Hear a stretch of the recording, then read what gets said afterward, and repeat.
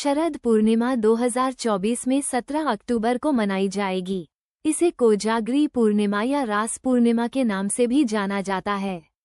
ये पूर्णिमा विशेष रूप से देवी लक्ष्मी और भगवान श्री कृष्ण की पूजा के लिए महत्वपूर्ण मानी जाती है। आइए इसकी कथा, महत्व और पूजन विधि के बारे में विस्तार से जानें। शरद पूर्णिमा की कथा पुराणों के अनुसार शरद पूर्णिमा की रात को देवी लक्ष्मी पृथ्वी पर भ्रमण करती हैं और जो लोग जागरण करते हैं और उनका ध्यान करते हैं उन्हें धन, वैभव और समृद्धि का आशीर्वाद मिलता है। इस कारण इसे कोजागरी पूर्णिमा कहा जाता है, जिसका अर्थ है कौन जाग रहा है।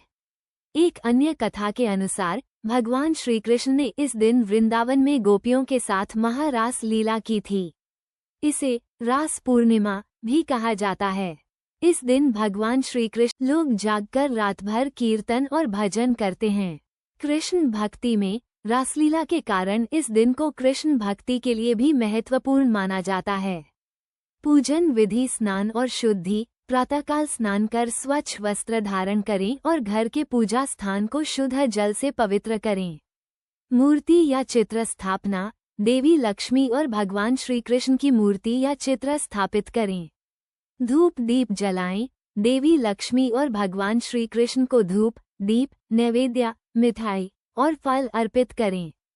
खीर का प्रसाद: इस दिन खीर बनाकर रात भर चंद्रमा की किरणों में रखी जाती है।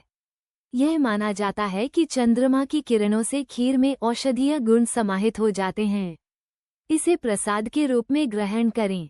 मंत्र जाप और आरती: ओम श्रीं ह्रीं श्रीं महालक्ष्म्यै नमः मंत्र का जाप करें और लक्ष्मी माता की आरती करें। रात्रि जागरण: रात्रि के समय जागरण करना और भगवान के भजन कीर्तन करना इस दिन का विशेष नियम है। माना जाता है कि रात्रि जागरण से देवी लक्ष्मी प्रसन्न होती हैं और धन संपत्ति प्रदान करती हैं। शरद पूर्णिमा पर खीर का महत्व: शरद पूर्णिमा की रात को चंद्रमा की शीतल किरणों में खीर। शरद पूर्णिमा की कथा मुख्य रूप से देवी लक्ष्मी और भगवान श्री कृष्ण से जुड़ी है। इसके दो प्रमुख पहलू हैं, कोजागरी व्रत कथा और रासलीला कथा।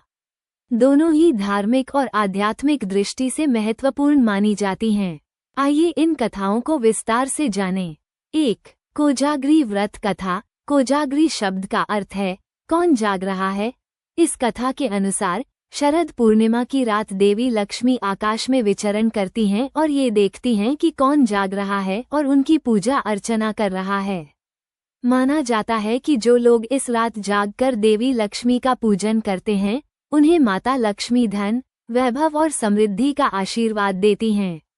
कथा के अनुसार एक समय एक राजा था जो बहुत ही दानशील और धार्मिक प्रवृत्ति का था, परंतु दुर्भाग्यवश उसके राज्य में गरीबी फैल गई। राजा ने देवी लक्ष्मी की आराधना करने का निश्चय किया और शरद पूर्णिमा की रात